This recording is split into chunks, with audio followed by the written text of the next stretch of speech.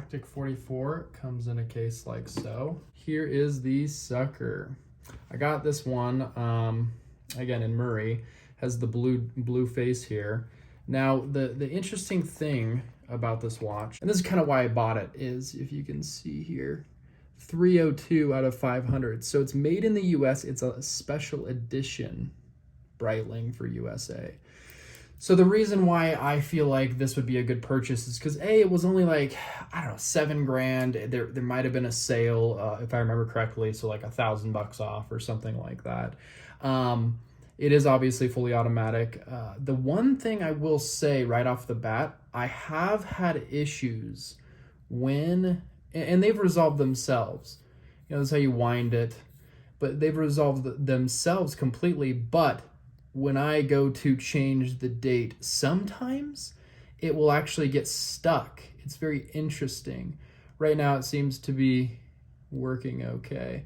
But again, nothing crazy, but that's the annoying part, is you spend so much money on a watch and it is good quality. I mean, you can obviously see here, you know, it's very beautiful, good quality. Also, they do unlimited, as long as you are obviously in a convenient place to physically go to their establishment. They'll buff it, shine it, all that stuff.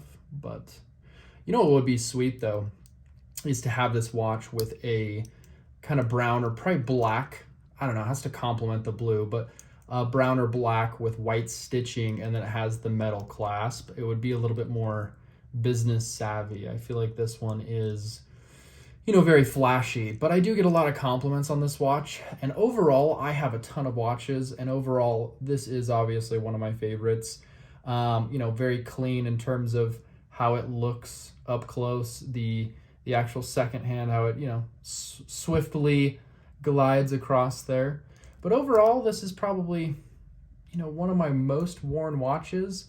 And what I was going to say earlier to kind of wrap up is this watch, through being, you know, these watches are purchased as a generational timepiece to where you can hand it down to your kids or whatnot. But the fact that there's only 500 over the years and years, it'll become more rare and more valuable. So I would assume in 20, 30, 40 years, you can sell this watch, double your money at a minimum. Who knows? I mean, there's more watch connoisseurs out there. But my overall satisfaction, Frank at Massey's, he was awesome.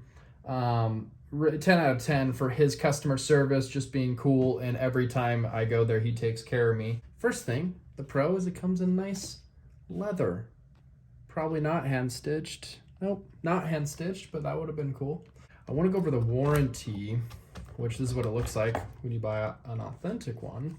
Comes with your booklet, a little also leather, not hand stitched. I was looking at the stitching.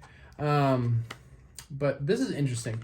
For how expensive these watches are, you'll get this little international warranty. I have a Galactic 44. This is where I bought it, at Massey Jewelers in Murray, Utah. This is the date that I bought it.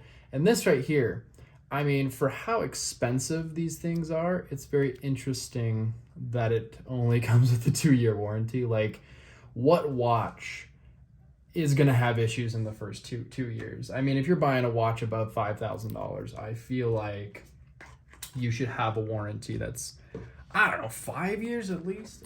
Now, would I do it again after 4 years of having this watch? Quick answer, probably not. I do like the Navitimer and some different other watches, but at the end of the day, for me, I have a Rolex as well. It's a watch that tells time, it's cool, but really I feel like there is a passion behind it, but ultimately the Rolex or the Breitling effect is if you care about other people being like, dude, nice watch, brother. And I don't really care as much anymore, so there's my review. Do.